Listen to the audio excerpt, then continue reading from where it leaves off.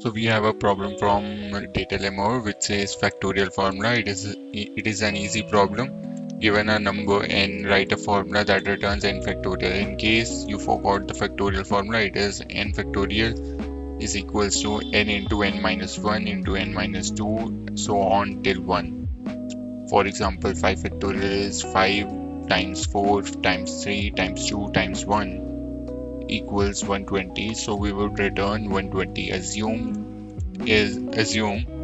n is a non-negative integer. So it's a simple problem. Let's say our answer is 1, and for I in range you can say 1 to n,